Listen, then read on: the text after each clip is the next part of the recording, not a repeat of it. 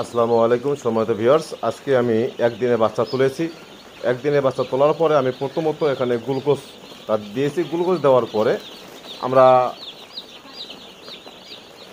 মুরগি ছেড়ে দেওয়ার পরে আমরা এখানে 20 মিনিট পর আবার খাদ্য দিয়ে দিয়েছি। খাদ্য দেওয়ার পরে তারপরে আমরা যে ওষুধগুলো প্রয়োজন সে ওষুধগুলো দিয়ে দিয়েছি। দেওয়ার পরে আমরা পানি দিয়ে দিয়েছি পানির সঙ্গে মিশিয়ে। এখন ইনশাল্লাহ প্রতিটা বাচ্চাই ঝরঝরা আছে। আর আপনারা যারা খামার করতে চান বা খামার করার ইচ্ছুক, তাহলে অবশ্যই আপনারা আমাদের ভিডিওর সঙ্গে থাকবেন, বুঝতে পারবেন কীভাবে মুরগি লালন পালন করতে হয়, কীভাবে একদিনের বাচ্চাকে কীভাবে খাদ্য দিতে হয়। বিস্তারিত জানার জন্য আপনাদের অবশ্যই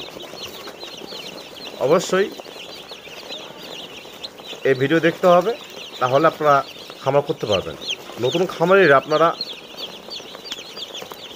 যারা খামার শুরু করবেন, তারা হঠাৎ করে খামার শুরু করলে আপনারা লস খাবেন। অবশ্যই জেনে শুনে ডাক্তারের পরামর্শ নিয়ে বা দু একজন খামারের পরামর্শ নিয়ে আপনাদের মুরগি তুলতে হবে, তাহলে আপনাদের আর সমস্যা হবে না। এজন্যে প্রতিটা জিনিসই আপনাদের যাচাই করে নিতে হবে যে কীভাবে মুরগি লালন পালন করতে হবে। বিস্তারিত জানার জন্য এবং নতুন খামারিদের জন্য আমার এই ভিডিওগুলো। আপনারা আমাদের সঙ্গে থাকবেন, তাহলে বুঝতে পারবেন কীভাবে মুরগি লালন পালন করতে হয় এবং কীভাবে মুরগি লালন পালন করা যায়। তো আমি আপনাদের A to Z সব কিছু দেখিয়ে দেবো ইনশাল্লাহ।